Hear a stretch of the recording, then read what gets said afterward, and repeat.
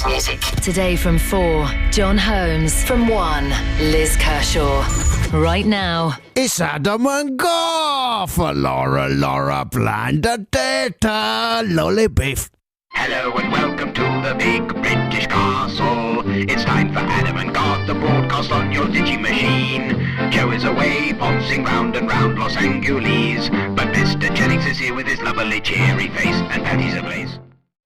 Yay, that's Vampire Weekend with Cousins. Hey, this is Adam Buxton here, and I'm joined today by... Garth Jennings. How you doing, Garth? I'm very well. How you doing, Adam Buxton? I'm good, fine. Nice to see you. Beautiful day you've brought with you. Yeah, thanks for that. Yeah, Joe is away. He's in Los Angeles. I'm not exactly sure what he's doing there, but it's probably Ponce-shaped. I hope he doesn't get any sort of those viral infections he got last time I sat in. Remember, he got all shingled up, didn't he? Shingles. He was in a right old viral state. That's right. Well, so hopefully this is a bug-free trip for Joe. Yeah, stress-free. Stress-free, yeah. Just come back with a little pot belly and a cocktail.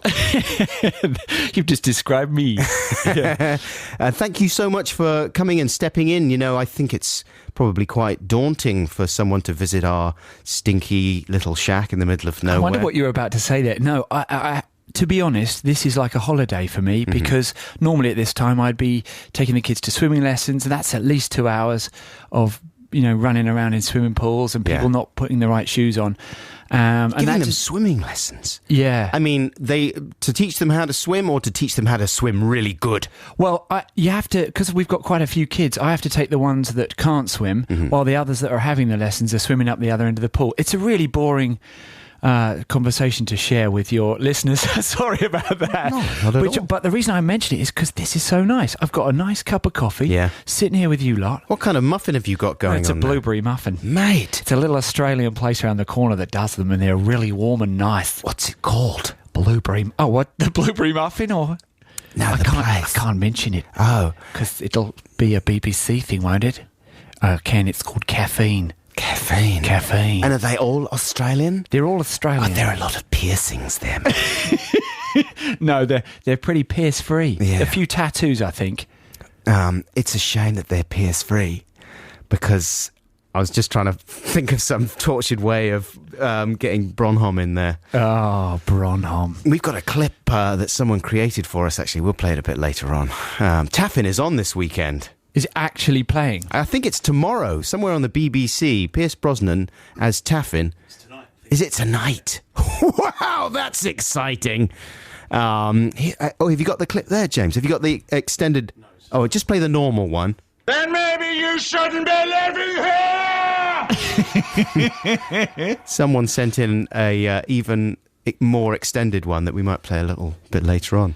That's exciting, isn't it? Now listen, Garth, you're taking over Joe's Torpedo Commander Black Squadron duties today. Yeah, I'm going to stand in like the new boss, the new Sergeant Major who's come in to shape up the troops. Black Squadron, of course, is our elite listening force that listen to the show live from 10 until 10:30. And they are the fittest of the fist, fittest of the fist, the best of the best. And they are going to get a squadron command right now. Once the squadron command is issued, their challenge is to take photographs enacting that challenge and then send them in to the following address.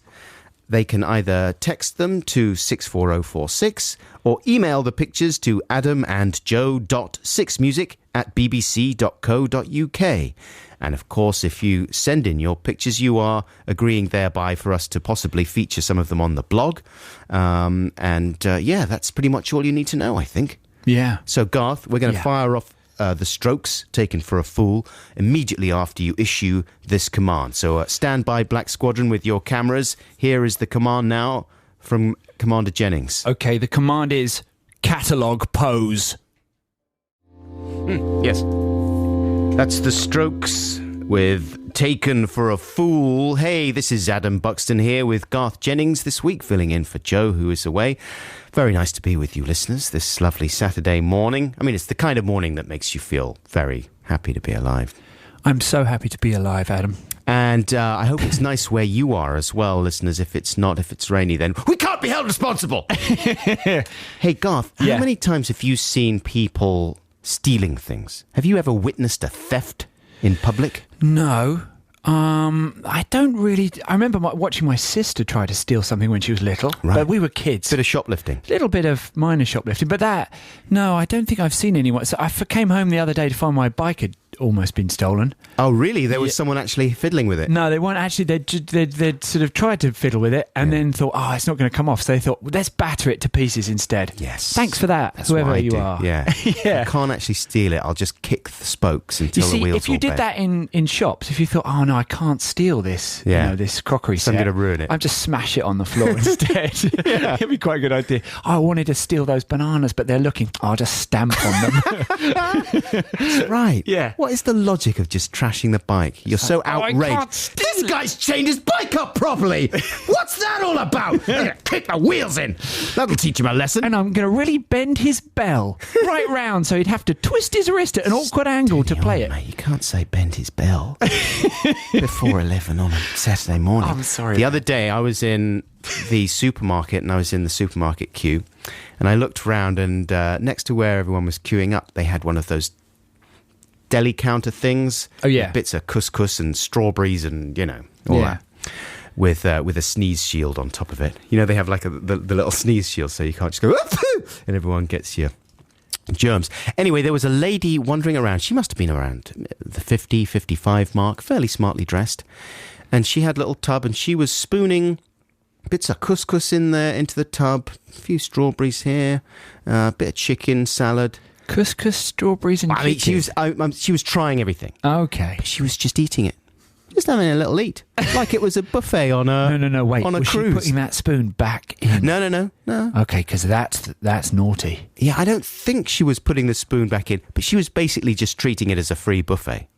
Just wandering around there. And then at the end of it... Supermarkets, there is a little bit of license there, though, isn't it? Because Really? Well, we often give our kids a bag of grapes at the beginning. Yeah. Because that keeps them quiet. Yeah, but you're going to pay for the grapes. Yeah, but by the time we get to the end, there's only about 3 grapes left. So you think, oh, I may as well not pay. Yeah, sorry. So, talking about people stealing things, it's me. You seriously, you have the grapes and then by the end you think, oh, well, they've gone now. Well, nothing to pay I think for. they weigh the grapes, don't they? There's only 2 grapes on Oh, I there. see. They weigh them. So That you've is got, thieving. you've got 4 grapes and a mass of stalks. Yeah. Yeah, we're too poor to afford the whole bunch. Yeah. We just love the stalks. Stalks. We just nibble on those when we get home. Yeah. So I feel like you're not impressed though by the fact that this lady was doing some free shoplifting there. I mean, maybe that doesn't count as shoplifting. She was just having a nice little buffet. The trick is to be blasé, I guess, isn't it? To just get in there with the spoon and not try and look like you're trying to hide it. Yeah. Just make it look like, I'm just having a bite to eat. That would be fun, wouldn't it? And then just go and uncork a bottle of wine, have a little just neck it. glass of wine. Just neck it. Top tips from Garth Jennings. Yeah, that's all I can offer you people. Right, now here's a free play for you listeners. This is a band that I knew nothing about before last week when I filched the CD from someone's desk here at Six Music. That's not true. It was given to me by someone legitimately, because even that's a crime. You can't do that. You can't just go around I've heard stealing about that, yeah. CDs. I mean, the world's gone mad. Can't steal anything these days. This is Tune Yards. Do you know anything about Tune Yards? The only thing I know about them is that they're spelt funny. Right. They use upper and lower Uppercase, case. lowercase, lowercase. Yeah. And when I listened to this, to me it sounded like a kind of feisty black lady singing the heck out of an unusual hybrid hip-hop indie pop song. I'm sold. But then I Googled her, and she is about as unlikely looking as you could possibly imagine. You should check her out. I think her name is Meryl something or other. She's a kind of blunt-featured white lady. I think she's a kind of New She'll be York... so pleased with that description. I mean, did you hear what Adam called you on the radio? A blunt-featured white lady. That came out wrong. Yeah. But she's attractive. Yeah, she's very in a sort of- blunt-featured kind of way. Yeah, but she's incredibly charismatic, and she's got this amazing way of singing and delivering her stuff. So some of the sounds you hear on this track that I'm about to play, this track is called My Country, and it sort of starts off with sounds. It sounds a little bit like a horn section, sort of going, and I think it's her just making those noises. But I really enjoyed this. I hope you like it too. This is Tune Yards with My Country. I'm a root, I'm a shoot, de ma wheel. That's Desmond Decker there with 007 Shantytown. Adam and this is the Adam and Joe show, but we're here joined by Garth, who's filling in for Joe today. Good morning, everybody. How you doing, Garth? I'm doing all right. Yeah, good. Later on in the programme, we've got some Song Wars songs to play, you listeners. Garth and I entered into the challenge of writing songs, composing songs and recording songs on the subject of toys and games. Yeah. How do you think yours went? It's gone all right, actually. Mm-hmm. Yeah, it was a mad dash. Quietly confident? Yep. I think that I've created the most unlistenably demented pile of dog plops that's ever been on this programme. And if you're a long-time listener, that's quite an achievement, you will know, right? You're just putting yourself down. I mean, obviously... Didn't you win last week? I did, yeah, but this is no Katie and Willie. Katie and Willie. That's a smash. You could release that. Welcome, lovely couple, to a happy family. Yeah, it's the way you say families. This is no Kate and Willie, let me tell you. Yeah, but you've done this before. You've done this whole build-up where you've gone, nah, it's not going to be any good. Then wham, you come out with your weapons of mass destruction. All right. Blow me away in your Song Wars. You can be the judge of that. Shortly after 11 o'clock, we're going to be unveiling those songs. But our Black Squadron command this morning was Catalogue Pose. And you've been sending in your photographs. Thank you very much, Black Squadron. I can't believe how many people do this for you every week. It's incredible. And they're really good. Yeah. There's a guy from Adam from Sheffield has managed to find a human skeleton and dress it up and put it into a catalogue pose in a brilliant way. Look at that. That's perfect. Sometimes Torpedo Commander Cornish sits there and he sort of goes, I think these photos were hanging around already. I mean, there's one here definitely that someone sent in a very nice photograph of their dog in a sweater, looking extremely handsome, very handsome dog, from Mark in Gretna Green, or maybe Mark Gretna, is that his name? I don't know. Anyway, but he's in front of a Christmas tree. Yeah, he's giving it away. Mark, that's a giveaway, mate. You just had that one in the locker there, and you just popped it out for the squadron. Yeah. That is not squadron-like behaviour, Mark. Yeah, you're out of the squadron. Just drop and give me 20. A lot more than 20. All right, one-handed. Thank you, Mark. I've got this one from Steve from Saltash. Yeah. That's phenomenal. The man has got into his garden. He's got into a three-piece suit. I think that's a wig. I hope it is, and I hope I haven't offended you. And he's next to all his garden. And he's pointing at the shrubbery with his hand. He's got the point right, Yeah. because they always do that sort of casual look into the distance, like, oh, what's that over there? That's the key to a catalogue pose. It's that, oh, hello, what's that? That's my yacht. Over there is my yacht. That's the pose that I imagine that they're doing. And it doesn't matter whether they're modelling underwear, Yeah. watches, or bathroom equipment. It's always, that's my yacht. And then if they're waving, I'm waving at my wife on my yacht. Darling, you're standing on my yacht. How are you? That's my favourite pose as well, sometimes for photographs. I like to look into the distance. What's your favourite photograph pose? Oh, it's definitely a mouth open as if I'm caught in the midst of laughing. Okay. I do a fake, ha! Yeah. Yeah. I've got a cheesy grin. I've got a chin stroke where I look confused. I'm thinking about it. Then I've got a point at my wife on the yacht. And I think that's it. That's all I've got in my locker. 3. My grandma just had one setting, which was just before the photograph was taken, she'd lick her lips a bit like a snake. And she'd go, and then bare her teeth. Her fangs. Yeah, fangs. And do this really fake smile. Oh. And it was the same in every photograph, except she was really funny and always, looked good in the photographs. But she had, when you went into photograph mode, she just slipped into this routine. And ding. My dad does the dead-eyed smile. Oh, does he? Yeah. Like no mirth whatsoever behind the eyes, but it kind of forces his mouth up into a grimace, a kind of rictus grin. But there's nothing behind the eyes at all. Dead behind the eyes. I don't like smiling. That's his line. All right, now we've got some Sparrow and the Workshop coming your way. That's good. Yeah, okay, this is Snakes in the Grass. Sparrow and the Workshop, Snakes in the Grass. We're trying to figure out what that sounded like. Sonic Youth, I think you're right. I think it's got a sort of sound of Sonic Youth, but without the performance. It's Right. got the same shape as one. That's what I'm saying to you. It's Kim Gordon shaped. They pop up in Gossip Girl, you know. Who do? Sonic Youth. Really? Yeah. What, physically? Yeah, they do a little cameo in there in an incredibly cheesy scene. What, as themselves? As themselves, playing for there's a kind of rock dad character in there. Oh, yes. He lives in a loft apartment and his son reads Noam Chomsky. So they're groovy. Oh, And that's groovy. And he used to be in a band. I wish I could remember the name of the band. Someone can email in the name of the dad's band in Gossip Girl. But they have a party or some kind of anniversary party or something like that, or engagement party. I'm not sure. And Sonic Youth turn up, and they're playing there in the loft with lots of fairy lights around them. While and it's not supposed to be ironic or anything. no, it's supposed to be an indication of how groovy and well connected they are, I think. Okay. And Kim Gordon does a little dedication at the beginning, and they all look about 150 years old. Oh, dear. And they're all sitting there on their stools. I still love them. Yeah, they're great. Sure. I'm not putting them down, obviously. I know. Thank you. Now it's time to stand the squadron down before the news, so let's have the jingle. Black Squadron! Stand down, your work is done. You've earned yourself a nice warm bath and maybe a nice little bun. Thank you very much, Squadron. You may stand down. Thank you for all your responses. They were fantastic. This is the Adam and Joe programme here with Garth Jennings standing in for Joe. It's 10:30 and time for the news. That's Daft Punk with Daft Punk. Hey, listeners, how you doing? This is Six Music. I'm Adam Buxton, and this is... Garth Jennings. Yeah, That wasn't too bad, was it? that was great, man. I'll try and get a bit hotter on the back of your announcements. So you can say, I'm Adam Buxton. I'll come in with, and I'm Garth Jennings. I wouldn't worry about it. Sometimes, Joe Scornballs just doesn't bother. Okay, well, I'll say, hey, Adam Buxton here.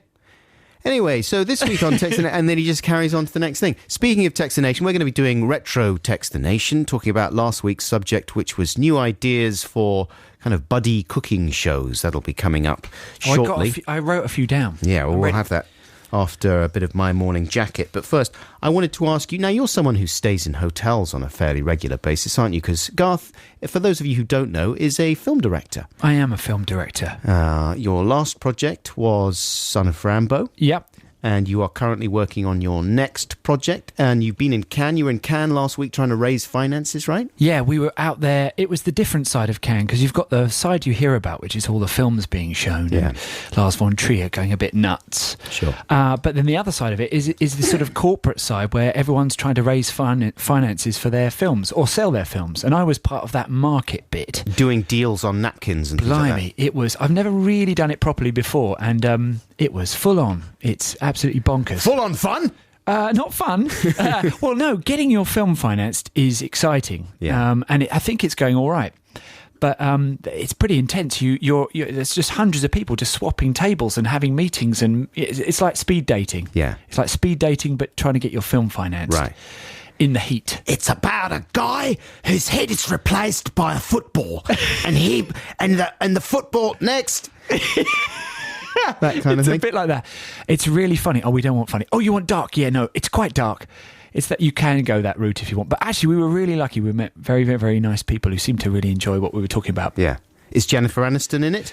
No. Oh, well, that's where you're going wrong, man. Yeah, that's probably what slowed us down. But you were asking about hotels, weren't you? Yes, I was asking about hotels and particularly receptionist patter. Like Yes. I've been doing a few shows. I do this show called Bug, and we went to Manchester this week, and we've been travelling around the country a little bit with the show.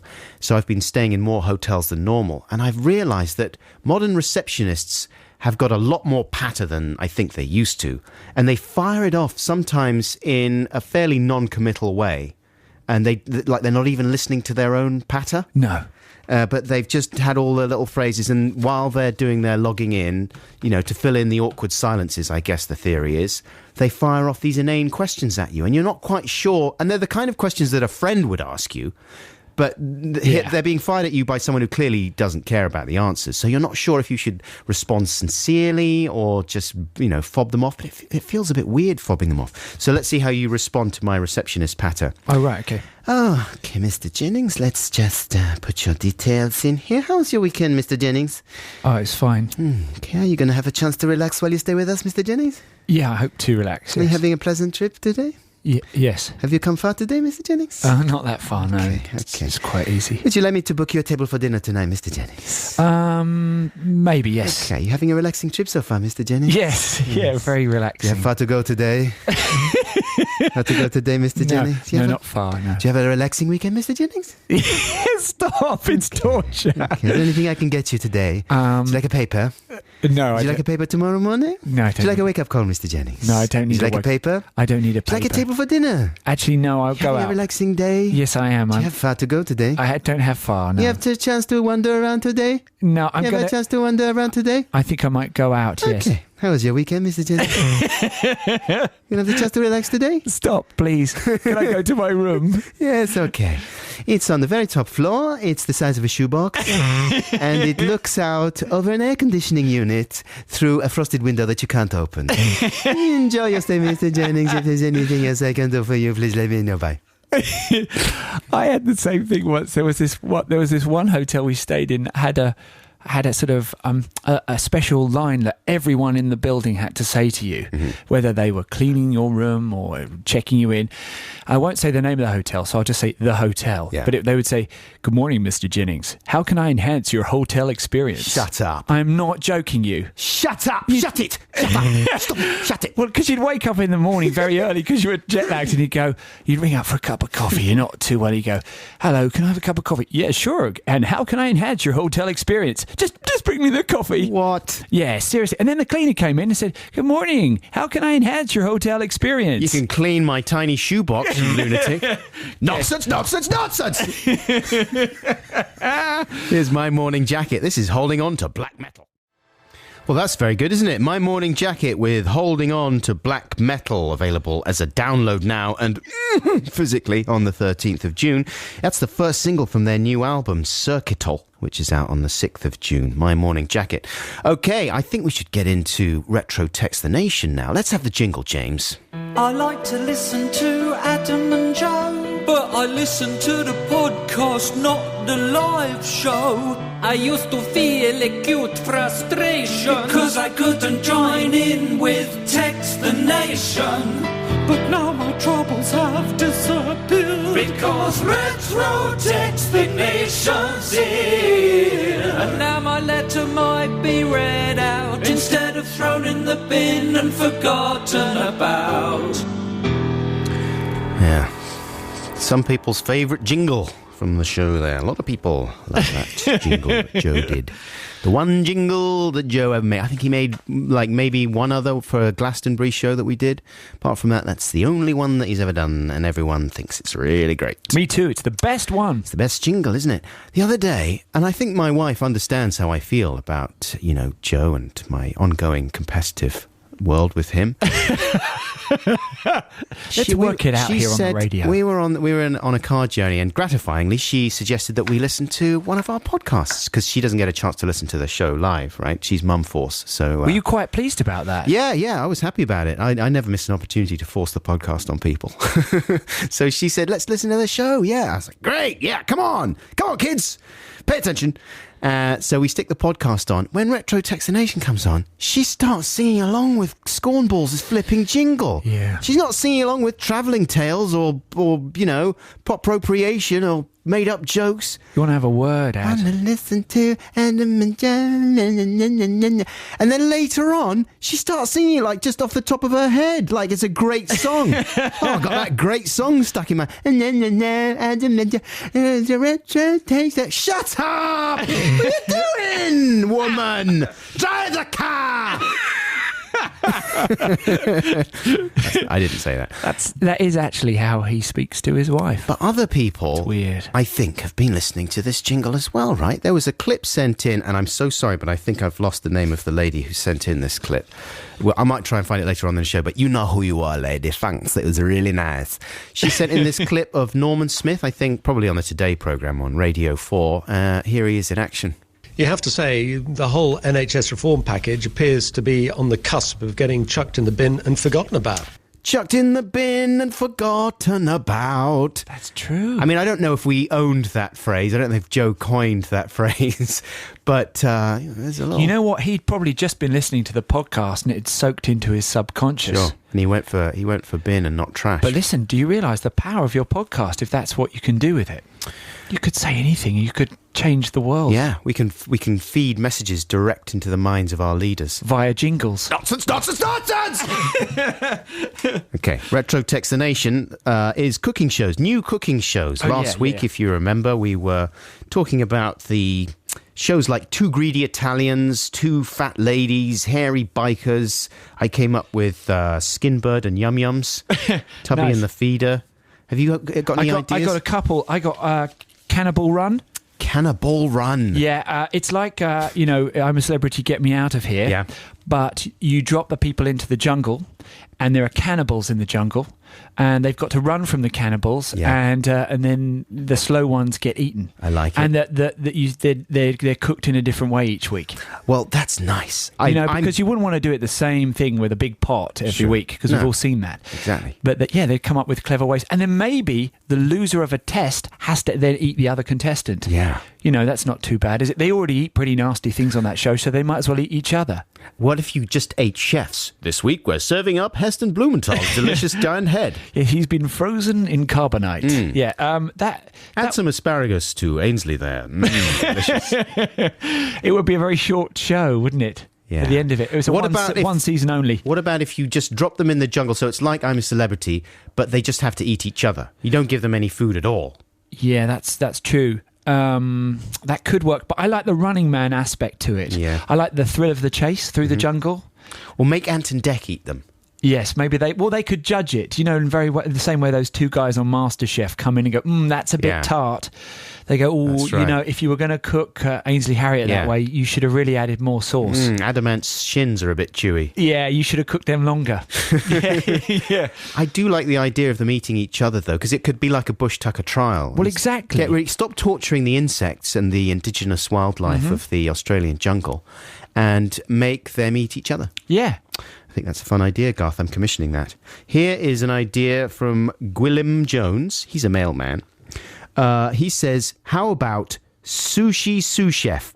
Lawley and Barker have a cook-off to decide who will be the top sous chef in a new sushi restaurant. Spin-off concept number 1. Sue the sushi sous chef. This follows the legal battle between Lawley and a disgruntled customer who gets food poisoning at said restaurant. Spin-off concept number 2. Same concept, but with Barker's rival restaurant. And it'll be called Sue the Sushi Sue... Sue the Sushi Sous Chef Sue 2. It's a hit. Thank you very much, Gwilym Jones. I'm commissioning that immediately. I found one, but I forgot the name of the person, which was called, and the show was called Bigger Fish to Fry. And basically each week Stephen Fry cooks a progressively bigger fish. I think that's a great idea. That's an excellent idea. He'd start by reeling in an anchovy, and then by the end of it, he's pulling in a humpback whale and working out how to divvy it up. Very good idea. Yeah, I'm commissioning that too. Thank you. To the anonymous person responsible for that one. Here's one from Zach Arundel. Speaking of Heston Blumenthal, he says, Dear Adsy Baby and Joz Stick, I didn't realise that you would be filling in this week, Garth. Sorry about that. Very disrespectful. Yeah. He says, my show is called Heston's Trick of the Pie. Trick of the Pie. Trick of the Eye. Yeah. Heston Blumenthal takes well-worn recipes and injects new life into them by changing one word of the recipe with a superficially similar word. A homonym, ideally. It's sort of like a pun thing. For example, he says, mince cobbler becomes mince cobbler. So instead of mince, mints, M-I-N-T-S, a kilo of Fox's Glacier mince covered in scones. Pea and ham soup, urine and ham. Oh, dear. Steak tartare, steak covered with dental plaque. That's revolt. He says loads more can be done, obviously. Perhaps a daily show for that runs for years. Perhaps a daily show like that runs for years, like this morning, he says, hopefully. After the dish is made, the celebs come and buy and try it. Lots of amazed voices and applauding at the food. Crucially, the celebs are told what's on the menu by voice alone, so the big surprise isn't ruined when they read mince cobbler, for example. Love the show. Thanks, guys. Zach Arundel. Thank you very much, Zach. I'm commissioning that because I like the idea of steak tartare. Lovely bit of... That's a little biff. Where lies a little bit of plaque from the teeth on the inside. Spread it all over the teeth and and a kind of a crusty shell on the biff. And that's nice at the top through the biff. A lot nice little biff and they take the plaque on the top on it, innit? And you can floss the biff for a nice noise, thank you. Here's central offices. This is the office from Brazil. Central services. Ah, lovely. Now, of course, that was... Now, of course, that was Garth's free play there. You just walked right in there and just shot it off. I'm so excited with the biff. I just launched straight into it. All I do, I've got a computer screen here, listeners, that tells me what the next song is coming up. And so sometimes I just see a name of a band or whatever, and I think, well, I've never heard them. But it's very exciting. You know, lots of new bands here on Six Music. So I thought, oh, who's this new band? Central Services. Oh, the track's called The Office from Brazil. Just fire into that and it'll be great. But it was Garth's free play there. You totally swept it away. Sorry, mate. But it was nice to hear it. Thank you for letting me play it. That's a wonderful film, though, isn't it? I mean, that... Do you know, I haven't actually watched it for years and years. It's good, man. It Does stands it hold up really well. Yeah. Okay, because I have such fond memories of it. And that track in particular is amazing. Yeah. I mean, it's great, isn't it? That whole business. When De Niro turns up there, the service engineer... Yeah. It's so wonderful. And even the incredibly bleak ending sort of makes sense. Yeah, but I just remember seeing things like, as you know, when he's pulling that woman's face and it's all stretching. Things like that. I remember thinking, God, I can't believe you can do this in a film. Yeah, Up to that point, I hadn't seen anything like it. Yeah, completely. Amazing. Okay, now let's have a little trail here. What have we got? Oh, it's exciting. Come on, James, fire it up. Oh, man, that's a smash, isn't it? I love that song. It's really amazing. I remember when it came out, I in no way was the kind of person that was being described in that song, but I felt like he was communicating directly with me and my generation. I remember at the Brits, he went flying up on some wires at the end and didn't come down. Oh, yeah. That was good. Never come down, and he floated up into the scenery. Wow, that wasn't the same Brits that he got in Jackson trouble, was it? I don't know. I can't remember. May have been. It was all around that time, wasn't it? Hey, listeners, how you doing? Welcome to the show. This is Adam Buxton here, joined by... I'm Garth Jennings. Hello. I'm standing in for Joe while he's away in Los Angeles. Los Angeles. And what an exciting weekend it is, folks, because, of course, tomorrow evening on BBC One at 11:55 p.m, you will be able to hear Pierce Brosnan in action on the film Taffin, where Brosnan plays a... debt collector or something like that, or he gets into some trouble with a local community who want to build an oil refinery, and Brosnan is trying to stop them from doing so, and he's conflicted. He's got issues. He's not entirely good. He's partly very angry. And, of course, in one wonderful scene, he gets in a little argument with his girlfriend there, mate. And she says, as long as he says, it's none of your business anyway. And she says, as long as I'm living here, it is. To which Brosnan replies, then maybe you shouldn't be living here! But someone sent in a fantastically extended version of that little exhortation. Matt Power in Greenwich. Thank you very much for this. And I'm suggesting, listeners, that maybe you somehow make a recording of this and then play it out the window. Well, I think when you're watching the show tomorrow night, if any of you've seen the film Network, you'll understand that thing of people, rising up out of their seats, leaning out the window and saying, I'm mad as hell and I'm not going to take it anymore. Well, I think we should do a Taffin version. So when that line comes on the film tomorrow night, just lean out of your window and shout the line, this line. Where is it? Then maybe you shouldn't be living here!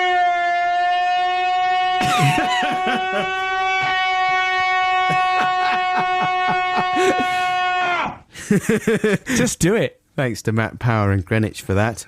Very good. Here's another message as well from someone else talking about another bit on the show. And have I written the guy's name down here? I'm not sure if I have. Oh no, here we go. Rear Admiral Scott, Black Squadron App Division.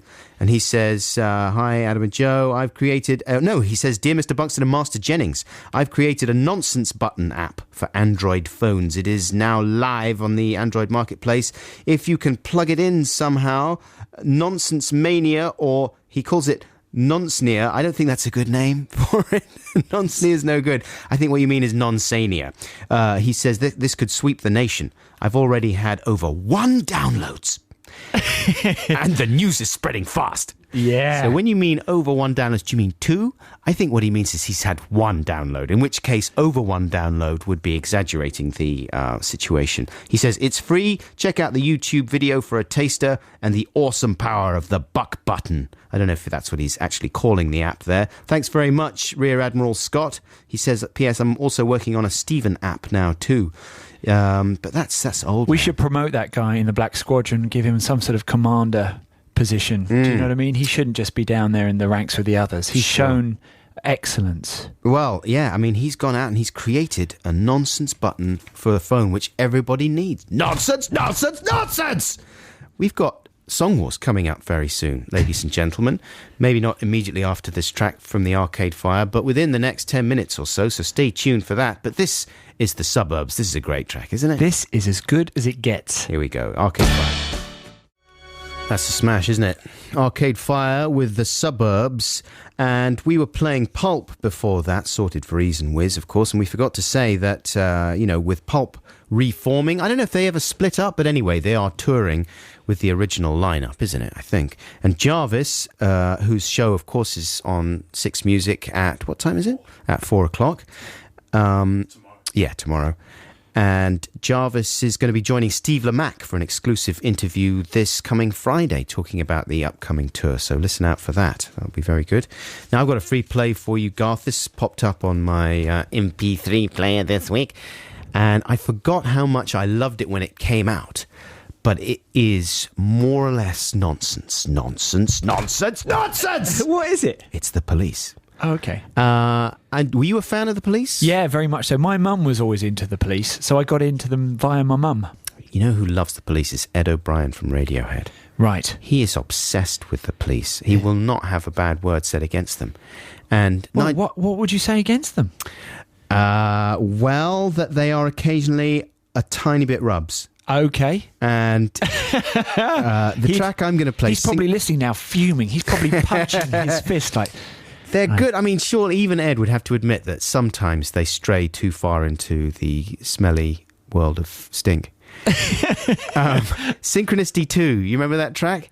From 1983, from the album Synchronicity. I don't know how it goes. And the video was Police. That's like Sting. It was a bit like the Duran Duran video. Oh, is he in loads of candles? No, he was. I feel like he was attached to another windmill as well, or something. He was scaling a big kind of apocalyptic thing. He had wind blowing in his hair, and there was explosions going off. It was very much like the Wild Boys video for Duran Duran. Well, they had a huge set left after that, so they might as well reuse it, I guess. I guess so. But the song is a kind of a story song. It's in 3 acts. Good. And it's all about, it's juxtaposing a story about a man living a kind of boring suburban family life, going into work with a creature crawling from Loch Ness. And remember that? Somewhere. Yeah, I know how that one goes, exactly. Yeah. So you've got lyrics like, another suburban family morning, grandmother screaming at the wall. Let's not forget that Stung was actually an English teacher at one point as well. We have to shout above the din of our Rice Krispies. He doesn't say that. Yes. We can't hear anything at all. Mother chants a litany of boredom and frustration. Excuse me, Mr. Stung. In your poem here, Synchronicity 2, what does it mean when you talk about... where's the other great line? Oh, yes. Another working day has ended. Only the rush hour hell to face. Packed like lemmings into shiny metal boxes. Contestants in a suicidal race. I remember how he sings that. Shiny metal boxes. Shiny metal boxes. Yeah. I mean, I'm being... I haven't written any really good songs recently, as you will find out after this next link. So it's a bit rich coming from Dr. Buckles, and still, I love the song. It's Synchronicity 2. Here's The Police. Every single meeting with his so-called superiors is a humiliating kick in the crotch. Mr. Stung, what did you mean by... Anyway, That was The Police, of course, with Synchronicity 2. And this is the Adam and Joe programme here with Adam Buxton and Garth Jennings filling in for Joe. I'm the stand-in guy. You know, Hey, stand-in guy. it's nice to be the stand-in guy. Yeah. I couldn't deal with the pressure on a weekly basis. No, I I'm don't know sure you how couldn't. you guys cope with I'm it. sure you couldn't deal with the shouting. The shouting is a bit much. I'm going to have to move to a new studio. The shouting, the nonsense, and the constant references to the Netherlands. Yeah. Okay, I think it's Song Wars time, folks. Oh, boy. I mean, if you're not a fan of shouting and stupidity, then probably best to do a bit of gardening for 5 minutes. Because this is going to be difficult. It's All a right, dirty war. let's have the jingle. It's time for Song Wars, the war of the songs. A couple of tunes by a couple of prongs. Which will you vote for? Which one is the best? We're putting our songs to the listener test, so check it out. That's a jingle that doesn't get heard very often anymore at the Big British Castle. Because it's hard to do these songs, you know? We've got busy lives. We've all got busy lives, right? It is tricky. You're busy, I'm busy, we're all busy. And to create a song, if that's not really your job, you know, if you are not a songwriter, a singer-songwriter... Like Stung. Like Stung, who can just knock off a song on his mandolin between yoga sessions, Yeah. then it's very hard. You know, so our theme this week was toys and games. How did you Yeah. feel about that theme? Well, when you first said it, I thought, oh, that's a funny subject. There'll bound to be loads of ideas I was there. thinking it'd be good because we're both parents. We Yeah. have, Yeah, but- hundreds of children. Yeah, between us, there's a good few hundred there. But no, I really struggled. But then found something towards the end of this week. So hopefully it'll be a fair battle. And what theme did you go for in the end? What was the subject of your song? Oh, I took a game. I took Twister. Uh-huh. You know, I don't know why. It just sort of felt like the one that I could relate to the most, find the most material in. Okay. All right. Well, you can tell us a little bit more about the style and whatever just before we hear it. We're going to flip a coin in a second. I should say now that you can hear both these songs again that we're about to play on our blog, which is bbc.co.uk/blogs/Adam and Joe, or you can listen to them in the podcast, which of course will be available from around 6 p.m. today. Then you can vote for your favourite song if you want to get involved via the blog or our usual email address, which is adamandjoe.6music@bbc.co.uk. Emails only for this. And the best thing to do to make it simple, you don't have to include any message in the email. All you have to do is in the header, just call it, just say you're either Song Wars, I vote for Adam, or Song Wars, I vote for Garth. That would be the easiest thing, wouldn't it? Vote for Garth. Vote Adam or vote Garth. There you go. That's the simplest way. As Sorry, your I'm just header. Doing ignore some that. subliminal. No, That's not on. no, I was just. You can't go subliminal. I was just moving something around a bit. Subliminal on their asses. You've got until 11 p.m. on Friday, the 22nd of May, to cast your vote. Full terms and conditions can be found on our website, and the winning song will be announced on the show next week, Saturday, 28th of May. That was a computer doing that. So yeah, just vote Adam or vote Garth. Right, now let's flip a coin and Flip it, see baby. who goes first. All right, nice catch. What are you going for? I'm going for heads. Heads. It's tails, mate. You're up. I'm up first. Oh, lordy. Now, I'm not exaggerating. This has been the toughest one. Like, I started with a nice little piece of reggae music that I put together. It was a nice track, but then I started crooning over it, and it That sounded sounds like Sting again. a bit of Stung. Yeah, it was some light reggae. Yeah. But it sounded a little bit too lame, so I thought I've got to toughen this up a bit. Basically, the song is about my children playing video games. Right. And do you remember years ago I spoke about the fact that Natty, as he was then 3 years old, saying, "Oh, you're going down, pom-pom!" Yeah. When Yeah. when he's playing video games with my son Frank. And they would taunt each other. "Oh, you want to come to a party, pom-pom? You better come because it's going to be a poo-poo party." He was at that phase where everything's like poo-poo and poo-poo head and all that stuff. So I kind of constructed this song around that, but I did it in a sort of Jamaican dance hall style. Wow. So this may be offensive to a lot of people. Okay. Good work. But it's but the production got away from me, and it's a bit like Don't pirate radio worry. style as well. It's all distorted, and you might not be able to hear what I'm actually saying. So that's the other thing. If you want to go to the blog, Adam and Joe, bbc.co.uk/blogs/Adam and Joe, the lyrics for both our songs are there. So if you want to see what we're actually saying in the songs, then go and check them out. But this is called Party Pom Pom. Here we go. My friend Frederick said, come round. I said, yes, we can play a bit of Wii, we can play DS, we can play Super Mario Galaxy 2. But I tell you right now that I'm better than you. I know this is your house where you live with mom and dad. I know you want to win, and that is very sad, cause I got the tricks, bro, I got the skill. I've been training pretty hard and I'm ready to kill. I'm a cold-blooded plumber, I'm a nunchuck king. When you begin to lose, I begin to sing. And here is the thing that I sing. Can you feel the thing from the thing that I sing? Would you like to come to a party, pom pom? Would you like to be my guest? It's gonna be a poo-poo party, pom pom. A poo-poo party is the best. You don't need to bring no presents. There ain't gonna be no cake. Just bring a Wii and you better guarantee that you don't make no mistake. Are you gonna come to my party, pom pom? Are you gonna be my guest? It's gonna be a poo-poo party, pom pom. A poo-poo party is the best. Are you enjoying all the humiliation? Would you like some more on your daddy's PlayStation? Hold up a second, cause your mommy's coming in. Sit the level and wait for the speech to begin. What you doing inside? It's a nice day out. Go and get the football, I'm a kick a ball. Nice bit of exercise, that's what you need. Or go and get a book, another liquor read. Why you got to sit inside playing a machine? Staring at the plumber on a flickering screen. That's not real life, that's just nonsense. No wonder all the children now are turning out so dense. We're in the middle of a party, pom pom. Bust off the party now. Spread is getting covered in poo-poo, pom pom. A little bit of poo-poo anyhow. We're learning all about plumbers. We're learning all about stars. We're rescuing a princess in distress using physical and mental powers. Come along and join in the party, pom pom. Give all your worries a rest. It's gonna be a poo-poo party, pom pom. A poo-poo party is the best. Are you gonna come to the party, pom pom? Did you get a special invitation? It's gonna be a poo-poo party, pom pom. We're celebrating your annihilation. So I apologise to anyone that I offended. don't think you should apologise for that. That was marvellous.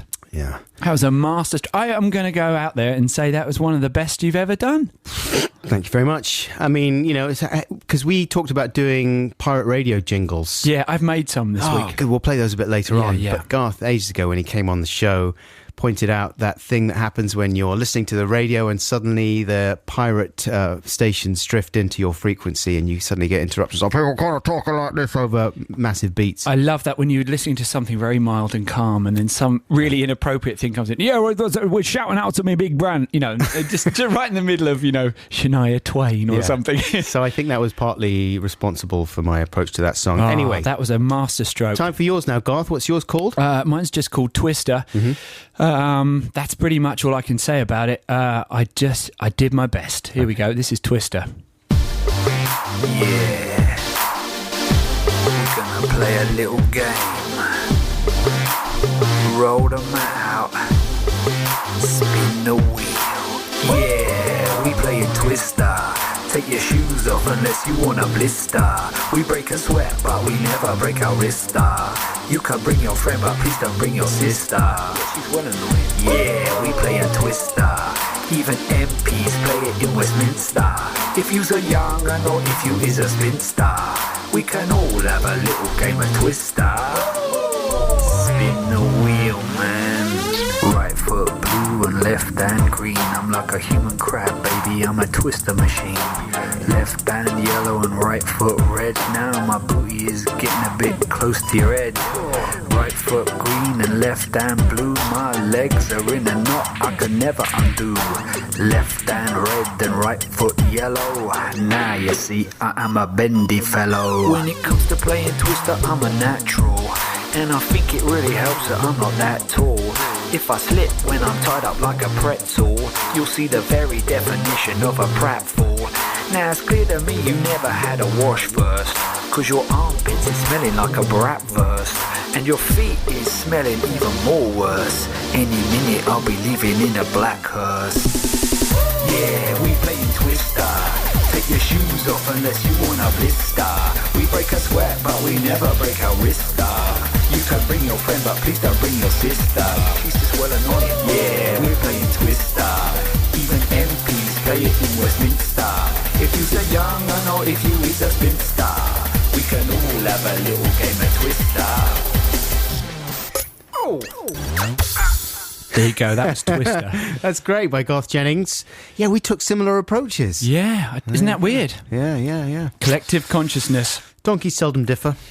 So, vote for your favourite song there, or your least worst song if you prefer. Just put Vote Adam or Vote Garth as the header of your email to adamandjoe.6music@bbc.co.uk. And you can do that right throughout the week, whether you've listened to the podcast or you're doing Listen Again. Right now, some real music. This is Franz Ferdinand with No You Girls. Pixies with Here Comes Your Man, Adam and Joe program here on BBC Six Music with my good friend and your good friend Garth Jennings, standing in for Joe, who's in America at the moment doing his dealy deals. But right now I think it's time we had some travelling tales. Travelling tales, tales of travelling on a train or an automobile or an aeroplane. I want to know what your travelling tales. All aboard the Skylark! And do you know what that's from at the end there? Isn't that Captain Pugwash or something? No, it's Noah and Nelly. Oh, Noah and Nelly, yeah. Yeah. Well done. That was, I think, the same studio, the animation studio that used to do Rhubarb and Custard. And it may even have been, what's his name? The same bloke that did the Rhubarb and Custard narration that did Noah and Nelly. I'm not sure. People can correct me if I'm wrong. Incidentally, we were talking about Gossip Girl, the name of the band that the lame rock dad in Gossip Girl has. They're called Lincoln Hawk, not Lincoln Park, you see, but Lincoln Hawk. I think that's how you pronounce it. Lincoln Hawk. Anyway, travelling tales. Now, we've been asking you to send in any stories you have of things that have happened to you whilst you're travelling. A bit later on in the show, we're going to play some more announcements and, conductor messages that people have been sending in. Conductor messages? Is that the right way of doing it? Anyway, here's a message, though, from Michael Kelly. He says, Dear Frodo and Gandalf, referring to me and Joe there. I'm not sure I'm happy with that. About 30 years ago, when I was a young child, I was travelling from Dublin to Galway on the train. I'd just been treated to an ice lolly, and like a good little boy, I was looking for somewhere to put the wrapper. Quite right. I asked the conductor, and he very helpfully took it from me, opened a window, and said, Here's a bin that never gets full, and threw it out. I've often thought the Irish Tourist Board could use that as a slogan. Ireland, a bin that never gets full. That's from Michael Kelly. What the heck is that? That's fantastic. What a lovely sales pitch. Yeah. Ireland, the bin that never gets full. The bin that never gets full. What are you doing looking for a bin? Look, there's a window right. Just pop it out the window. What are you doing wasting your time with looking for a bin there? Thanks, Michael Kelly. Now, another thing that people have been sending in messages about. There was a little pause there. I like that. You were breathing. Yeah. Building up to something there. I wondered if I should fill. I just got emotional. Is the whole business of trying to keep the seat next to you free when you're sitting, particularly on a train. Yeah. And it's amazing. As soon as people get on a train, I've been really thinking about this. They get very selfish and protective over their little space. Yeah. I say they. I mean, I include myself very much in this. Right. I think it's the fact that a train journey can be so pleasurable, maybe the most pleasurable way of travelling, as far as I'm concerned. And if you're having a relaxing journey, if it's not too busy, nothing beats a train journey, I reckon. So yearn. Are you all right The over desire. there? Do you want me to step in? The word desire. Wheel him out while The desire to keep your personal space free is considerable. So people have got lots of different techniques for doing that. Here is one from Pip Haylett. He's a man. He's been called Pip since he read Great Expectations at school when he was 14. Very good, Pip. He says, the other day, I spotted a very good trick which might prove useful. I had booked my seat via a well-known pre-booking type of site on the internet for trains, also via blah, blah, blah, other sites. Long and convoluted process, but it comes with a reserved seat by default. So imagine my happiness when on finding my reserved seat on the window aisle on the next one to it. Sorry, Garth. My brain occasionally... We're just going to wheel him out, folks. Malfunctions. Just push him outside. Okay, thank you. I know where he's going with this story. Right, so he basically... he sits there and he is smugly in the non-reserved seat. Of course. Right? So you get your reserved seat and then you sit in the one next to it, which is non-reserved, knowing that reserved seat is going to stay free for the rest of the journey. Good tactic, Pip. Well, because the other one, of course, is falling asleep and looking like you're a bit mad. Yeah, we've had that. That's a classic one. That's an absolute smash. Yeah, I had a friend who her foot on a holiday, and on the way back she thought, I better take some crutches just in case my foot hurts a bit. As soon as anyone saw the crutches, she was given sort of 2 seats extra and loads of space, and first off the plane and everything. She'd only hurt her foot a little bit. Yeah, it just shows you, doesn't it? She's lucky that Take some crutches. Exactly. Next time you go on a plane, get yourself a nice big space. Unless you bump into Stung and he'd give you a humiliating kick in the crutch. That is a reference to the song Synchronicity 2. I'm not saying that police members and Stung in particular go around kicking the crutches out from people. I don't believe they do. Here's a message now from Steve Curran. He is Stephen. Okay. He's the original Stephen. Okay. Yeah. Hi, Adam. Hi, Garth. Last week's email from the woman who acted as if she was pregnant to save someone's feelings on public transport reminded me of a similar piece of public pretending. Now, did you hear that thing last week, Garth? I didn't. It was a lady who got onto a bus and someone offered her a seat because they thought she was pregnant and she wasn't. Oh, no. She was just That's awful. Just had a little belly there. Yeah. So what the lady did was, to save the person's feelings, she acted as if she were pregnant. Oh my goodness. Only in England would somebody go through with that. She stuck her tummy out and she was rubbing her belly and patting it and stuff. And then holding her back. Oh, no. I've got such a lot of back pain since I've been pregnant, which I am. Holy moly. So Steve had a similar type of thing. He says, as I'm sure you'll know, it's frequently difficult to judge whether a fellow passenger is preggers or just a little paunchy. So in order to avoid causing offence, either by failing to offer my seat or inadvertently making the person feel fat, I simply stand up and disembark at the next stop. This way, the person in question gets the seat and I'm no longer in danger of upsetting anyone. And then I'll either sneak into the next carriage or wait for the next bus, train or tube to come along. Bongo! I do the same thing for people who look quite old but not decrepit. Now that I write this down, it looks a little bit mentile. Am I alone in doing this? Always seems like a good idea at the time. You're definitely alone there. That's a bit much, I'd say. You reckon? Actually getting off rather getting than off the whole vehicle. Oh no, there's someone who is either fat or pregnant. Yes. I'm going to have to get off. Could you imagine it? Because if that caught on and then everyone would just be getting off trains all the time. Yeah. Oh no, They should I can't tell if that's real or... And then they'd have to ban people with a little belly or who are pregnant. Yeah. You have to have separate services laid on for have to have a badge. For the porky and the pregnant. Yeah. I am porky. There's no baby here. That's right. Exactly. Little badge system. I just love cakes. Yeah. It's okay. You can stay in your seat. I love cakes. Yeah. Thank you very much for all those messages. Here's Holly Cook right now, and That Very Night. Love it. Talking Heads with Heaven there. And I was saying to Garth, you've got that album, haven't you? Fear of Music? Yeah, now you do this a lot. You say, you've got that, right? And I go, nah. And then you get really cross with me and say, but you've got to have it. You can't exist without that album. That's maybe the second best Talking Heads album, I reckon. Okay. Remain in Light being perhaps the best. So the one with Once in a Lifetime. And you haven't got that one either. Well, I just know all the hits. I'm a bit of a loser in that respect, but I'm going to catch up this weekend. Get Remain in Light. It's just amazing. Amazing. Let's have a jingle, and it's time for Text the Nation, I think. Text the Nation. Text the Nation. What if I don't want to? Text the Nation. But I'm using email. Is that a problem? It doesn't matter, text. Text the Nation time, listeners. And a couple of weeks back, I read out an email from Ed Bailey. He had this to say: I love pink lady apples, but they're so darn expensive. So every lunchtime for about the last year, I go to the self-service aisle of a certain supermarket to pay for my lunch. And when paying for my pink lady apple, I select Cox apple from the list instead. Beep! I reckon I save about 20p a day, but I'm starting to get a bit twitchy. Now it's gone on for so long, I always try and stand between the staff guy and the screen so he can't actually see I'm ringing in a cheaper apple than the one I'm buying. I keep expecting to be seen on an in-store scoundrels list. Love the show. Keep up the good work. Thanks, Ed Bailey. So he is sticking it to the man. Right. I mean, I would say, strictly speaking, that's breaking the law.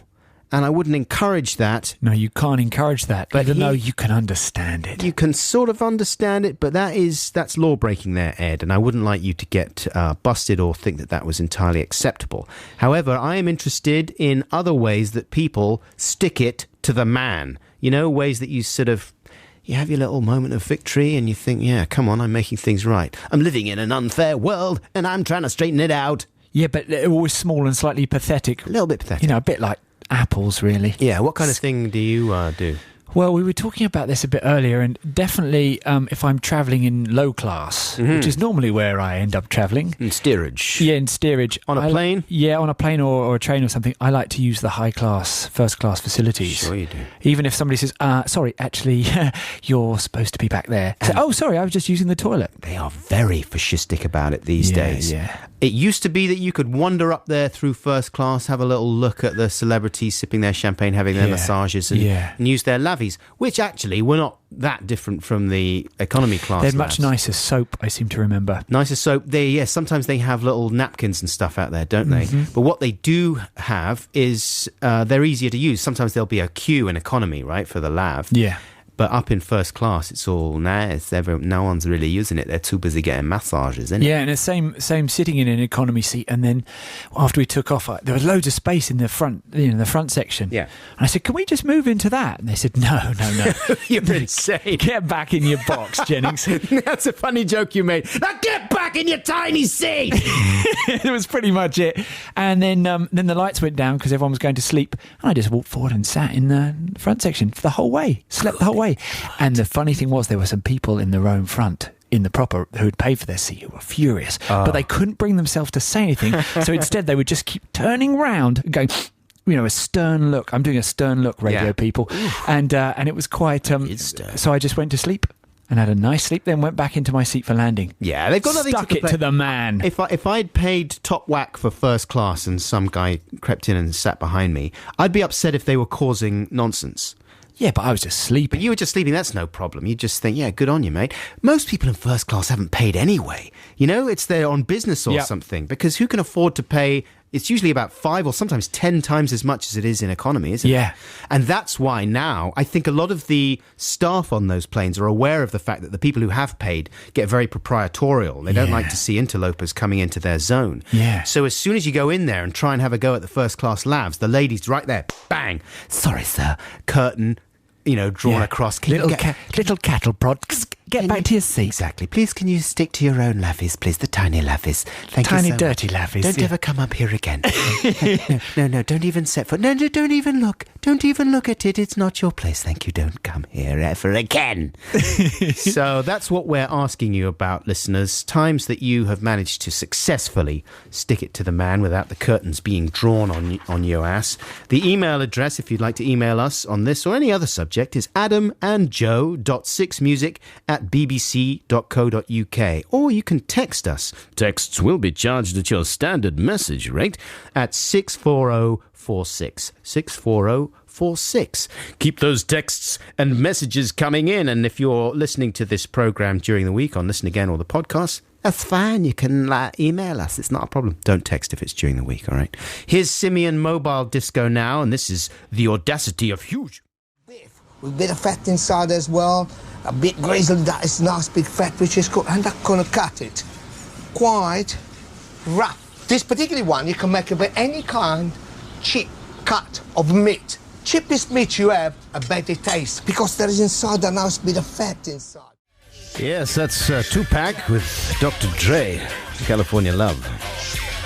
Adam and Joe program here on BBC Six Music with my friend Garth. Hello. How you doing? I'm all right, Ad. How's it going there? Yeah, very enjoyable, thank you. Good. Nice to have you here. It's nice to be here. I was talking about greetings with some folks yesterday, and, like kissing people hi and hugs and things like that. Yeah.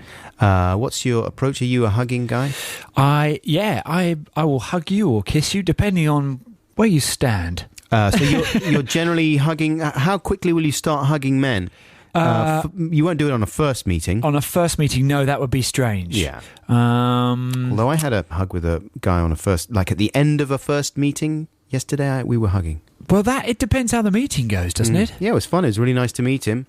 and also I think we've been talking about it, so it was legitimized. Oh, you had to just do it. And how about ladies? Are you hugging the ladies? Are you kissing the ladies? What are you going for? Normally, a little kiss on both cheeks. Confident kiss on both cheeks. Yeah. That's what I like. Don't go for the lips. No, my friends, my Swedish friends go for the lips. Yeah. Per and Christina, they go right for your lips and they really smack on there. And it's quite alarming when you first have that. So the man does it as well. He does it right on my face. Yeah. Why I had to copy your Australian accent then, I don't know. But anyway, it's the best accent. it's very easy to slip into. But anyway, yes, they like a full-on smooch. Well, one of the ladies that I was speaking to yesterday said that sometimes what happens when people go in for a hug, or when they're just standing there, perhaps in company, and they sort of keep their arm around you sometimes. Like some people just keep their arm around a woman or something. Oh. You know what I mean? Like, hey, we're all friends. Anyway, sometimes when people go in for a hug, they say apparently they reach around a little too far and the hand comes to rest on the sort of breastal area. Oh. Well, I don't do that. No, that's naughty. And then the lady I was speaking to said, I find it very annoying when men go in for a weak hug. She said, I'd prefer like a big, proper bear hug type thing. Oh, I know what you mean, where you're just sort of like putting your arms around them and touching them because you don't want to get sued. Yeah, like yes, exactly. I'm touching you, but not. Listen, Yeah. You can almost hear that. I'm not trying to touch any of your parts. I'm just giving you a little touch for some human contact. It's kind of like a granny hug, isn't it? Yeah. You Well, know, no, my like you're grandma was hugging a big very- on the hugs as well. You have to get in there. But if you're hugging like a very fragile old person or something, you wouldn't go in for a big man hug. That's true. You might hurt them, but generally, I suppose you should think about it as like a handshake. No one wants a weak handshake. No. What about the overemphasized handshake? Yeah, the constant shaking one. Yeah. Yeah, there's a lot of people out there doing that. That's just a bit silly. It's like showing off. Yeah. I'm not going to let go of your hand. And Right, just right. shaking it all over the place. Pumping. Yeah, what I do in that scenario is just stare at my hand with really wide eyes. Mm-hmm. Just stare at it while it's shaking as if, what's this? And the other thing this girl was talking about was how angry she gets again with, a hesitant kiss, like a hesitant peck, not sure which way to go for. She would rather, she said, get a full-on lip smooch than have someone go in for a bit of a weedy peck on, I'm not sure which cheek to peck. I normally find that if I going to give a lady a kiss goodbye, that she just throws her cheek at me. Yeah. She's not coming in with the kisses. No. It's not mutual. But surely, I said to her, like, but if Dr. that's fair enough if you're, Pierce Bronholm. But if you're Dr. Buckles going in there with your hairy little face, and you're expecting a lip kiss from someone at the end of a meeting, you're going to get sent to prison. Yeah, it's going to end in jail. It's going to end in absolute jail. Yeah, absolute jail. Wow. I'd be curious to know if there's anyone out there with any special techniques or any things that they like in a greeting, that kind of thing. You never reach around. The other thing that these ladies were talking about was people letting, I think it's tall people, big, long, gangly people with big, long, rangy arms. They don't know what to do with their arms sometimes. So that's when you find the arms drifting around to the breastal zone, or sometimes coming to rest on the buttocks. Well, I've never had that. I suppose you've just got to be very careful and take your time and just think about it. Treat every woman as if she were a nun. That's my technique. So actually, you should kneel before them and make the sign of the cross. Yeah, pray to them and confess all the terrible things you've done.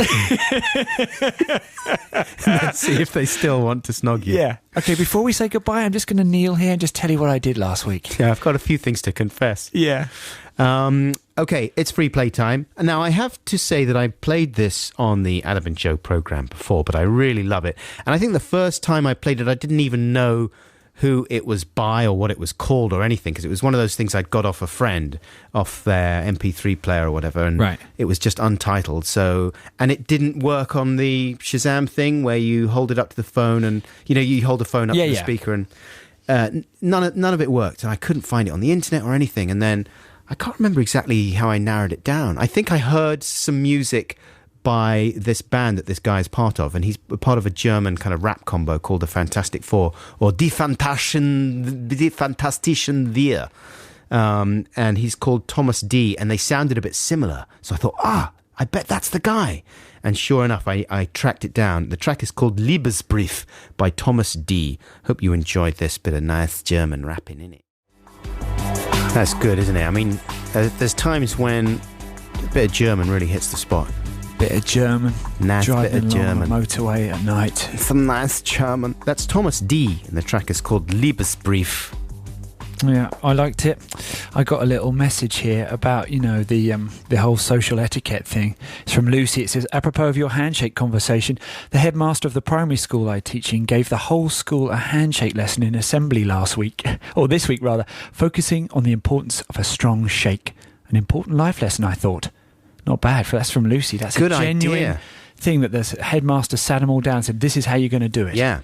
And then you reach around so you can just get the edge of the Bristol zone and then pop your hand on the buttocks. I think it's time for some pop-propriation. Let's have the jingle. I like to change the lyrics of songs from time to time. Lock the taskbar. To make them refer to things I do.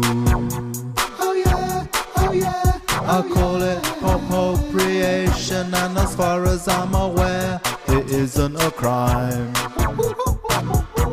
I wonder if it's something you do too. Yes it is, yes it is, yes it is. There you go. So that more or less explains the idea of pop-appropriation, I think. Quite hard for people to say sometimes or to write down. You just think of pop-appropriation, all right? Got it. That's all it is. Here, I'm going to tear one off for you, Garth, mate. Because, you're our guest. Oh, that's just my little one. That's one for a little bit later. You can read it and digest it in your digestive system, mate. I'll give you an example, though. Here's one from James from Highgate. He says, hey, when I'm in dire need of a haircut, I sing to the tune of the Bonnie Tyler song, I need a haircut. I'm holding out for a haircut. Yes, a haircut, that's right. Well, it's gotta be short and it's gotta be neat and it's gotta be something I like. I need a haircut. I'm holding out for a haircut. That's really I need good. a haircut. I'm holding out for a haircut in the morning light. I like that one. Oh, I can't possibly top it. This is from Nathan in London. Following on your theme of Beatles tunes, I used to sing to myself to the tune of Here Comes the Sun. Here comes my mum, do-do-do-do. That's pretty good. Yeah. Here comes my mum, and she's all right. She's all right. I've got one which is when I need the toilet in my office. The toilet's quite far away, so I always have to run to the loo. So I sing I'm Going to Run to You by Bryan Adams, which is I'm going to run to the loo. When the feeling's right, I'm going to run all night. I'm going to run to the loo. That's how I do it. I thought you were going to go for Iron Maiden. Run to the light. Run for your life. There's another one for you, mate. Thanks. I like the fact you're tearing them off now. Yeah, Very nice. Yeah. A little bit of confetti. Here's another one from Meredith. She's female, 16 and not old enough to know any better. Hi, Adam and Joe and Garth. I have a nice bit of appropriation for you. My best friend's dad started doing this once when they were eating buns. But now it's absolutely all I can sing whenever I hear this song. Breakfast in America by Supertramp she's talking about. And is this a kind of a bun, a Belgian? A Belgian bun? Yeah. Yeah, I think you can have that. So she says, take a look at my Belgian. It's the only bun I got. Do. It's not much of a Belgian. There's half a cherry on the top. Oh dear. That's good, Meredith. Oh God, what have I got? Hang on. This guy, Keith from Harpenden, he says, I often put my laptop into sleep mode to take a short break to eat or something.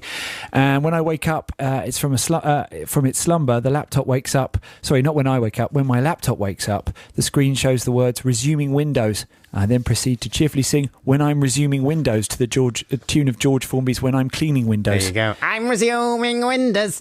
Sorry, Keith, I read that out very badly, but it was a good one. No, that's good, man. And finally, for pop-appropriation today... Actually, no, we got a couple more that I want to share with you. This is from John Webster. He's a male man from Macclesfield. He says, my wife quite often leaves things precariously balanced in the kitchen. So does mine! this can be a dangerously teetering pile of drying up or some badly placed consumables on the pantry shelves. And if I'm not careful, it can lead to quite a serious gravity-based disaster when reaching to grasp an object, for example, my favourite mug or a jar of peanut butter. I mentally refer to these situations as booby traps, even though I'm sure my wife doesn't create them on purpose. But whenever I encounter one of these situations, I sing the words booby trap, do-do-do-do-do, to the in the style of Boogie Nights by Heatwave. If my wife hears me, it annoys her. So now I've changed it, so I sometimes sing Precarious instead of Notorious by Duran Duran. I don't think it's really helped matters. Hope you don't think I'm not completely mentile. Love you, bye, says John Webster from Macclesfield. John, I totally sympathise, and I'm going to be using those myself because my wife sets booby traps as well. Her favourite thing is to get, like, when we have guests and stuff, she'll make coffee and things and she'll put out a little milk jug, right? Yeah. Rather than just, because she's fancy. Well, that's nice. She doesn't put out the whole table. No, because it's so ugly, God. It's so ugly to have the carton on the table. So she gets a little milk jug, pops it out there, very nice. But then afterwards, when people have gone, if there's still some milk left, she doesn't want to chuck it away and waste the milk, so she pops it back in the fridge. But what happens is no one's going to use that little flipping milk jug after that. So you get a whole collection of these milk jugs teetering on piles of, low-fat spread and yogurt and stuff at the very top of the fridge. And the other day I went in there to grab me low-cholesterol spread margarine. Okay. And sorry about that sound. And so I knock off one of the flipping teetering milk jugs. And it tips right the way down the back of the fridge. And it starts dripping. I could hear it dripping on each one of the shelves, all over every single item there. Furious. I was fuming. Half an hour I spent that I couldn't afford, taking every single thing out of the flipping fridge and hosing it all down, taking all the trays out. I mean, it needed a clean anyway, so I guess it was worth it. And did you, as you were cleaning it out, really do it aggressively? So it was silently, but aggressively. No, so your wife was aware that you were really angry? Yeah, she was doing some work in the next room. So I knew that it was unfair to really give her a hard time because essentially I should have taken more care getting the stuff out. However, I was furious. So right the way through the cleaning process, which kept on getting messier and smelly. I don't like milk very much, and it was all smelly. You're a bit weird with the dairy stuff. I don't like the dairy stuff. So every time I was cleaning, I was like, "Oh, are you done? Oh, for goodness sake!"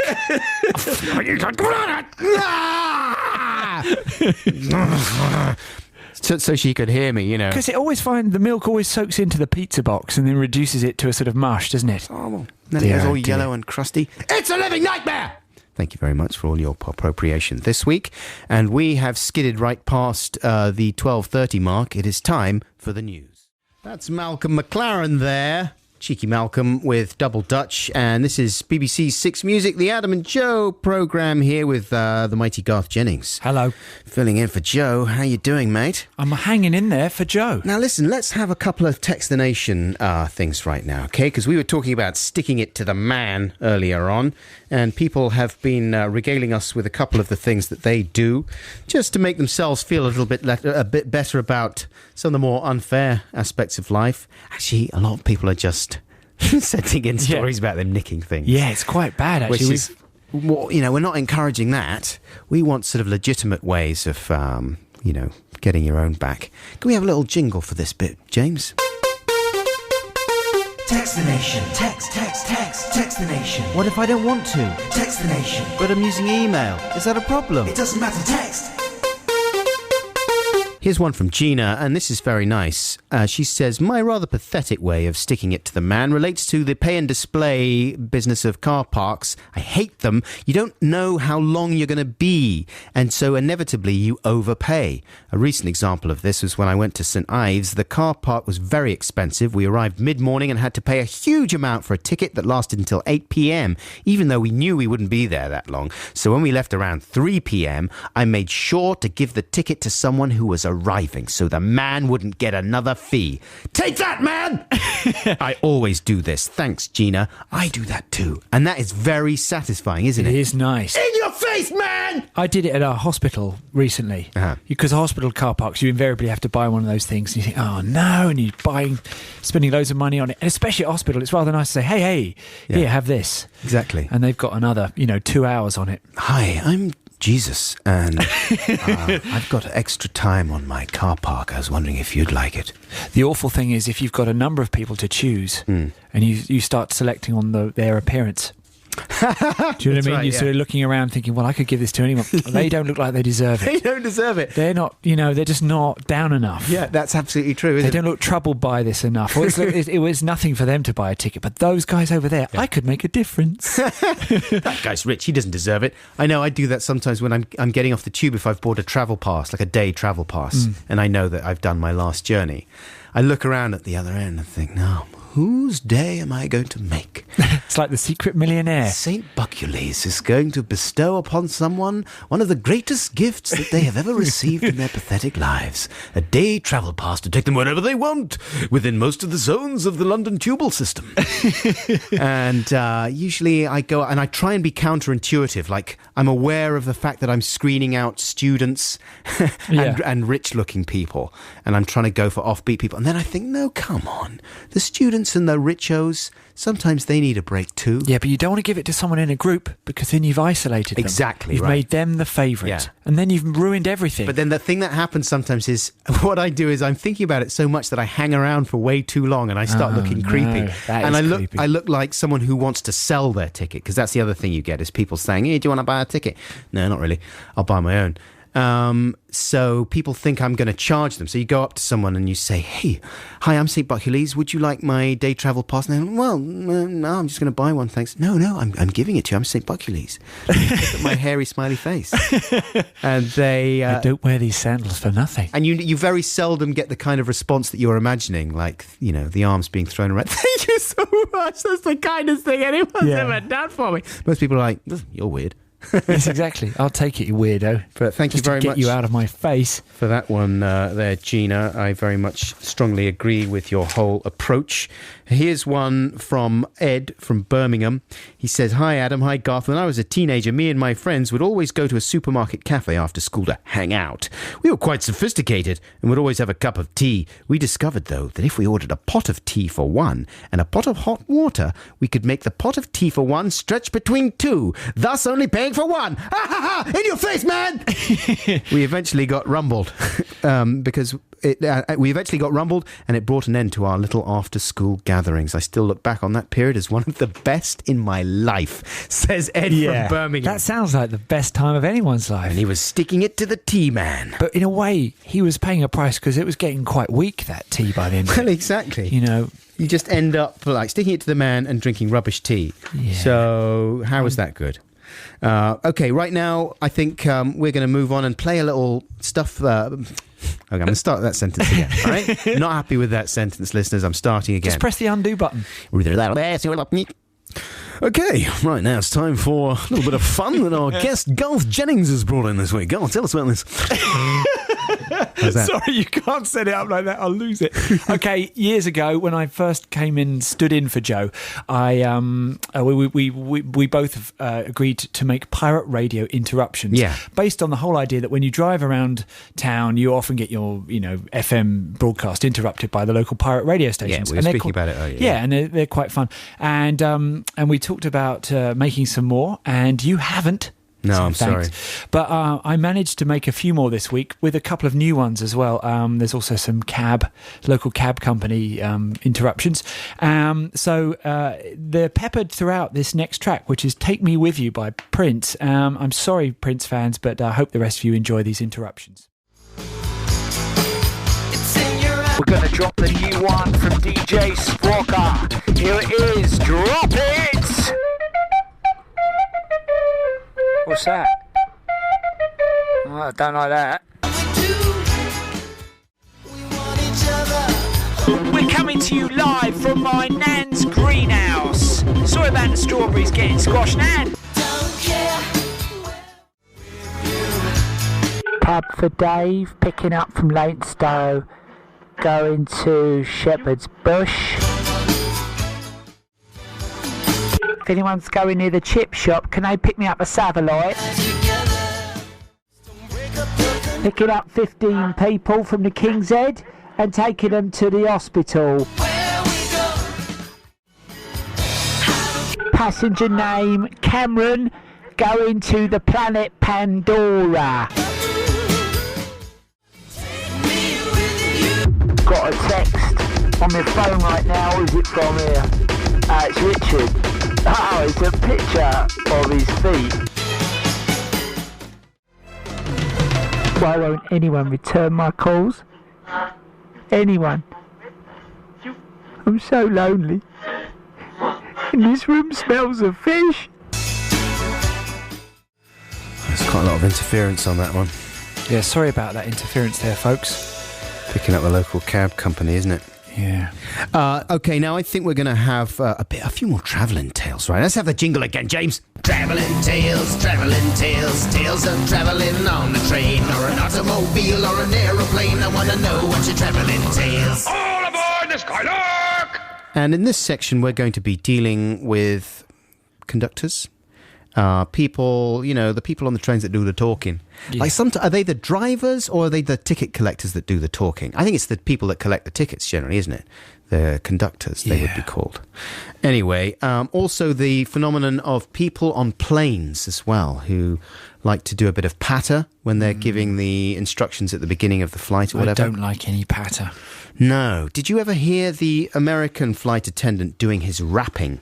Oh, yes, I heard about that, yeah. It's a couple of years ago. David Holmes, his name was. He became a YouTube sensation in 2009 after someone filmed him rapping his welcome aboard spiel on the plane. I'd never seen that before, but let's see. Martin, age 22, says, "Hey, Count Buckules and Monsieur Cornballs and Dr. Jennings. Been listening for a few years now, first time writing in. This is not my own travelling tale, but thought you might like this amazing airline steward. I'm now tempted to try and travel on their airline." So he absolutely loves this, Martin, age 22. But Dr. Buckles would be a tiny bit more grumpy about this kind of thing. Here's a clip of David Holmes in action. It has to be said, though, he's pretty good. Like, at first you think, oh, don't rap, please don't rap. And he's getting all the passengers to join in and do the beat for him and everything. And when you're watching the video, you think, please don't do that, please don't do that. Yeah. But actually, he does a decent job of it. Here's a bit of him in action. Good evening, folks. Welcome aboard Southwest Airlines Flight 372, service to Oklahoma City. All I need you to do is stomp and clap, and I'm going to do the rest because I've had 5 flights today, and I just cannot do the regular boring announcement again. Otherwise, I'm going to put myself to sleep. So, you guys with me? Yeah. All right. So, give me a stomp, clap, clap. Come on, stomp, clap, Stay on beat there. There you go. Keep that going.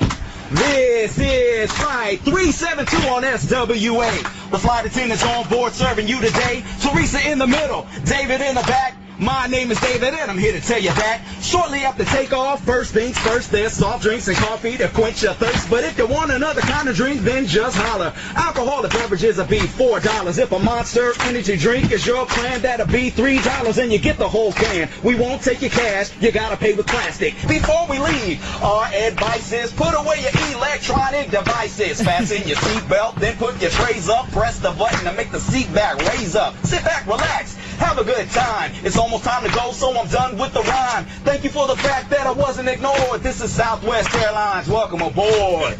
Yay. That was impressive. He's good though, isn't he? I can imagine that not working quite so well in England. That's the thing, isn't it? Yeah. Yeah, well, here's a little clip of the guy on board my train. Oh, right. Yeah, back to Norwich, doing something similar. Okay, London to Norwich train, give me a beat. Yeah, this is fun.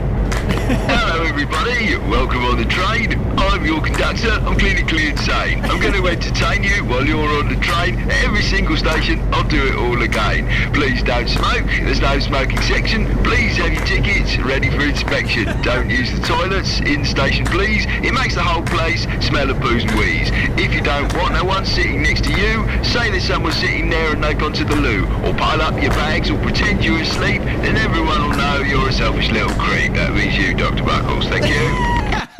That's superb. A little bit personal at the end there, wasn't it? Oh, dear. But no, on the whole, it's not a good thing, is it? When they start getting into the rapping and stuff. Anything that's over familiar, I just don't like it. You want to keep it functional. Especially on a plane. You know, it's a nervous environment. There's a lot of people are frightened of flying and they're nervous anyway. It's not a relaxing way to travel. And the last thing you want is some guy doing his flipping Britain's Got Talent audition Yeah, for you. exactly. You know what I mean? Because you can't all be David Holmes. All right? So stop it! Nonsense! Nonsense! Nonsense! Okay, here's some more music for you listeners. This is Friendly Fires with True Love. Well, maybe you should just be more lovable. Maybe that's your problem. That's Friendly Fires with the song they just done, True Love. Was it? I'm guessing. Suddenly the name of the song vanished from the computer screen as it finished. Folks, that's it for our show today. Thank you very much indeed for listening. Liz Kershaw is up next, so please stay tuned. Don't forget that the podcast version of this show will be available this evening after around 6 p.m. and you can hear our Song Wars songs again. They're also available on the blog, bbc.co.uk/blog/Adam and Joe. You can vote by email. Email only, please, for the Song Wars voting, and just put Vote Adam or Vote Garth. You don't need to put a message in there. Just put Vote Adam or Vote Garth in the headings there for our Song Wars songs. The voting closes at 11 p.m. on Friday the 27th, just before our next programme. We'll be back at the same time, of course, next week, and Joe will be back in the seat. But Garth Jennings, thank you very much. Hey, thanks for having me, everybody. It was really nice to see you again. It's lovely to have been here. And thanks for all your hard work and your jingles and your jongles and your interruptions and your Song Wars stuff. And best of luck with everything, and we hope to see you soon. Take care, listeners. Here's the Stones. Love you, bye!